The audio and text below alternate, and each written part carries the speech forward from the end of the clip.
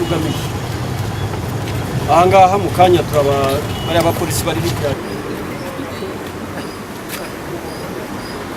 umuntu agasiba ibyangombwa bye akazagaruka akazasubira Rubavu cyangwa Iburasirazuba akaza kugaragaza uburyo akoresha hifashishijwe imashini iboneka akoresha mu kwiyandikira ku bukinga hakiri kare kuzajya gukoresha imodoka yawe control technique bitajya gusaba kubanza ukajyayo ugatonda umurongo ukajya ku murongo uzajya bisaba umenye igihe uzagirayo amasaha nta mubyigano.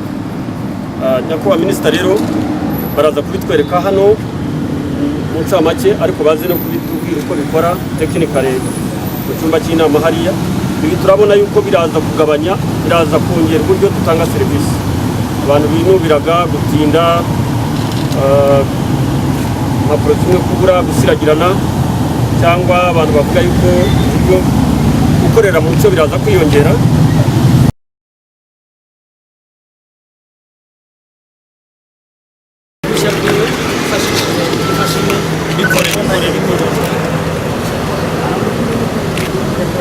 Hano gufata iyi perimi yiwe ukayisikanira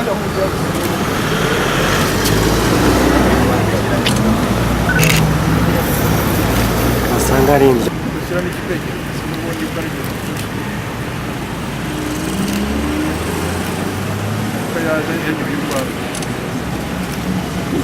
wamufashe wamufatiye ku Kacyiru afite ikosa wanamuciye amafaranga yahunga akajya Rusizi yajya Butare yajya Nyagatare ufite system ntabwo wamufata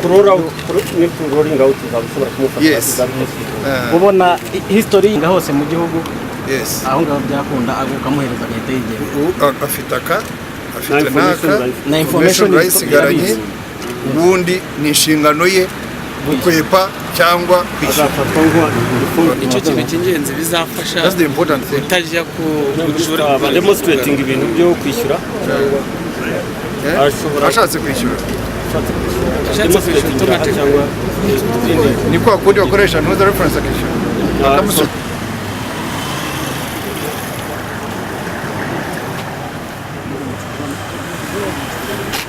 Rusako ukamenya ko ya modoka mwongeye guhura bityo ukabwira poste kwegereye ko yabasha guhita zifata. Iyi modoka ari kizadufasha kugira ngo twihutishe serivisi zo gufata imodoka dushaka. uko byagendaga